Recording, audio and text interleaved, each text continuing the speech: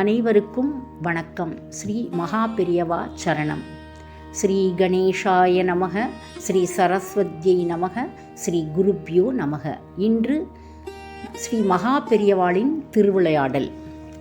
ஸ்ரீ பெரியவரின் பக்தர் குழாத்தில் முக்கியமானவர்கள் கல்கி ஸ்ரீ சதாசிவம், திருமதி MS சுப்பலக்ஷ்மி தம்பதியர்.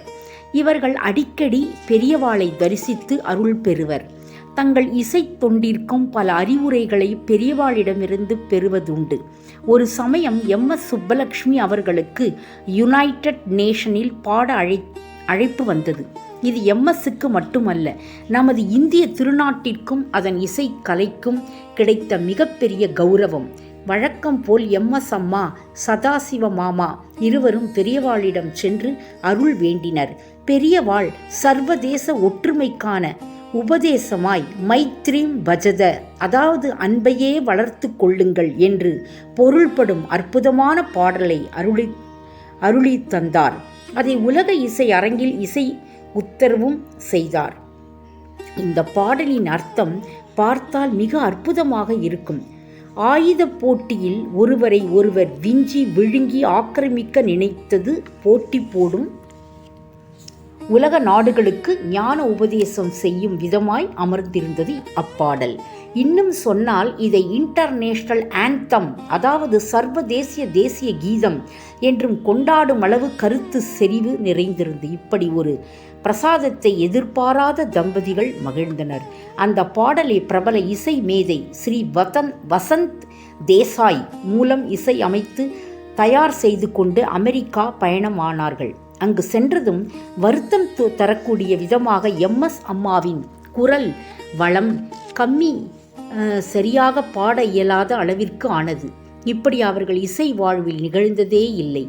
உலகமே தனது இசையை ஆவலுடன் எதிர்பார்க்கும் தருணத்தில் இப்படி ஆகிவிட்டதே என்று MS அம்மா மிகவும் மனவேதனைப்பட்டார். செய்வதறியாத நிலையில் ஒரே கதியான பெரியவாளின் திரு உருவப்படத்தை தங்கள் இடத்தில் வைத்து பால்சம் என்ற காசி தும்பையால் அர்ச்சித்து வழிபட்டு இறைஞ்சினர். சத்குருவே, ஜெகத்குருவே, நீங்கள் அருளிய பாடலை உலக அரங்கில் இசைக்க முடியாமல் குரல் வளம் சதி செய்கிறதே, அதை சரி செய்து நிகழ்ச்சி சுபமாய் நிறைவடைய அருள் வேண்டாமா என மனமுருகி பிரார்த்தனை செய்தார். தம்பூரா ஸ்ருதி மீட்டி ஓம் நம் பிரணவார்த்தாய என்று தொடங்கிய கணமே குரு அருளால் குரல் வளம் மீண்டது. மிக இனிமையாய் நிகழ்ச்சி முடிந்து கர ஓசை கேட்ட பிறகே தன் நிலை அடைந்து ஆனந்தம் கொண்டார் MS அம்மா. அதுதான் பெரியவாளின் அழகிலா விளையாட்டு.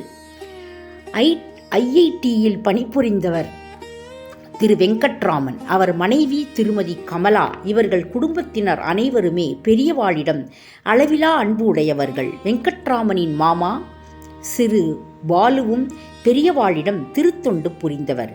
திருமதி கமலா 3ஆம் முறையாக கருவுற்றிருந்த சமயம் பெரியவாளை தரிசித்து ஆசி பெற விரும்பி பண்டரிபுரம் சென்றார்.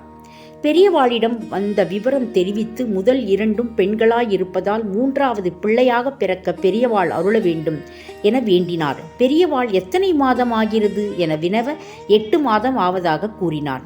இப்பொழுது வந்து சொன்னால் நான் என்ன செய்ய முடியும் என கூறி பெரியவாளை பார்த்து அழத் தொடங்கிவிட்டாள் கமலா. தன்னிடம் வந்து வேண்டியதுமே காலம் கடந்து என்று பெரியவாள் சொன்னதிலிருந்தே வயிற்றில் உள்ள 3ஆவதும் பெண்தான் என்று தீர்மானித்து விட்டதால் தான் கமலா அழத் தொடங்கிவிட்டார். இதை கண்ட பெரியவாள் அவள் ஏன் அழறா என்று கேட்டுவிட்டு ஒரு பச்சை வாழைப்பழத்தை எடுத்து தன் திருமேனி முழுவதும் உருட்டிவிட்டு அதை கமலாவிடம் தந்து இதை சாப்பிடு என தேற்றியதோடு பிள்ளையாய் பிறந்தால் சந்திரமௌலி என்ற பெயர் வைப்பாயா என கேட்டார். மகிழ்ச்சி கடலில் மிதந்த தம்பதிகள் அப்படியே செய்வதாக வாக்களித்தனர். பெரியவாள் அவர்களிடம் கோயிலுக்கு சென்று பாண்டுரங்கனை தரிசித்து ஊர் செல்லுங்கள் என்று கூறி விடை தந்தார். அவர்களும் உத்தரவுப்படி தரிசித்து ரயில் ஏறினர். கமலா பெரியவாள் கொடுத்த பிரசாத வாழைப்பழத்தை உண்டு படுத்தார். அவருக்கு அன்று இரவு தொடங்கிய வாந்தி ஊர் வந்து பல நாள் ஆகியும் நிற்கவில்லை. இதனிடையே ஒரு நாள் வாயிலிருந்து பாம்பு போல் ஒரு நாக்குப்பூச்சி மாதிரியான ஜந்து வந்து விழுந்தது. பயந்து போன குடும்பத்தினர் கமலாவை மருத்துவரிடம் அழைத்துச் சென்று காண்பித்தனர். மருத்துவர் வயிற்றில் குழந்தை நன்றாக இருப்பதாகவும், ஆனால் 8 மாதமாகியும் இப்படி மசக்கை படுத்துவதுதான் காரணம் புரியவில்லை என கூறி விட்டார். ஒரு வழியாய் குழந்தை பிறந்தது. என்ன குழந்தை? பெரியவாள் உத்தரவை மீறி பிரம்மாவால் பெண் குழந்தையை கமலா வயிற்றில் சிருஷ்டிக்க விட முடியுமா? ஆண் பிள்ளைதான் பிறந்தது.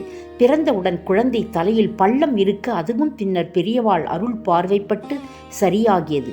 இன்று BE படித்து முடித்து பெரிய நிறுவனத்தில் பணிபுரிகிறான். பெரியவாளால் பெயரிடப்பட்ட சந்திரமௌலி. பெரியவாள் அருளிருந்தால் எதுதான் நடக்காது.